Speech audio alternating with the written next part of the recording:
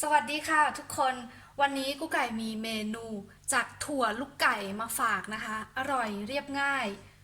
และหรูหราด้วยนะฮารุฮาราอีกแล้วนะคะวันนี้ประโยชน์แน่นเอียดเลยนะส่วนผสมมีอะไรบ้างนะคะน้อยเหมือนเดิมนะถั่วลูกไก่ต้มแล้วนะคะน้ำซุปจากหัวกุ้งผสมน้ำซุปไก่นะคะกุ้งนะคะกุ้งสด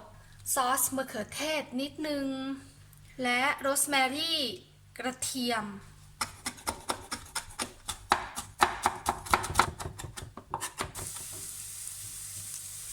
พอเริ่มเหลืองนะคะใส่ถั่วลงไป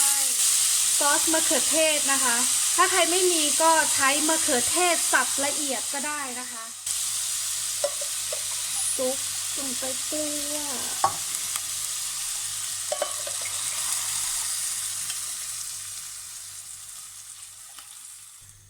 ลือนะคะ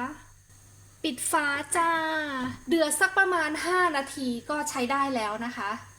ปล่อยไว้ให้เย็นสักนิดนะคะแล้วค่อยเอามาปั่น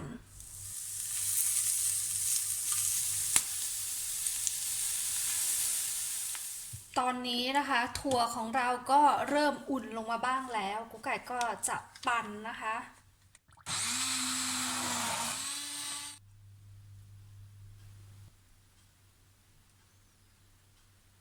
ปิดท้ายด้วยพริกไทยดำนะคะ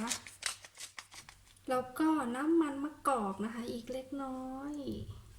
เสร็จเรียบร้อยแล้วนะคะเกือบลืมเลยโรสแมรี่ของเราแต่งจานสวยๆอร่อยเรียบง่ายรับประกันประโยชน์แน่นเอียดนะคะลองทำกันดูนะคะสวัสดีค่ะ